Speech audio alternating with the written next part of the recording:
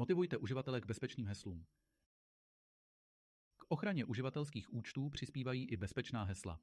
Jako tvůrci webu můžeme uživatelům pomoci v tvorbě kvalitních a bezpečných hesel, přitom je tahle možnost často podceňovaná. Místo složitých pravidel a častých změn hesel by se weby a aplikace měly zaměřit na moderní doporučení, která reflektují současné standardy. Méně pravidel, více délky.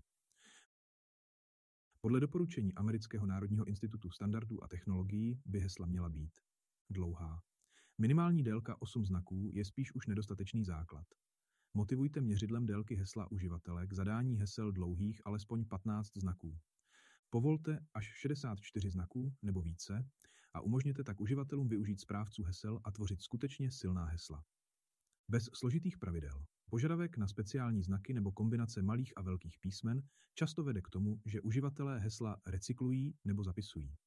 Jediným pravidlem by měla být délka. Obnova zapomenutých hesel, zvyšte zabezpečení.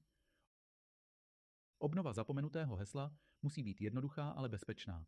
Proces by měl zahrnovat autentizaci uživatele, avšak nesmí být založen na otázkách typu jak se jmenoval váš první mazlíček.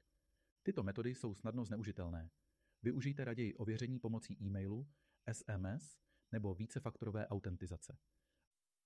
Zapomeňte na pravidelné změny hesla.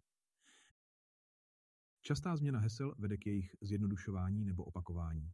Nevynucujte si tedy na uživatelích pravidelné změny hesel a měňte je pouze v případě podezření na únik nebo kompromitaci. Upravte formuláře na hesla. Důležitou součástí zabezpečení je správné nastavení formulářů. HTML atribut autocomplete umožní správcům hesel bezpečně generovat a doplňovat hesla. Pro pole aktuálního hesla použijte autocomplete rovná se current password. K poli pro nové heslo použijte autocomplete rovná se new password. Jak upozorňuje bezpečnostní expert Michal Špaček, tento jednoduchý krok výrazně usnadní práci uživatelům a zároveň zvýší bezpečnost. Doporučujeme přidat pro atribut autocomplete také hodnoty username pro uživatelská jména a one-time code pro jednorázové kódy u vícefaktorové autentizace. Správcům hesel můžete také naznačit, že přijímáte opravdu dlouhá hesla, když k formulářovému prvku přidáte atribut maximální délky.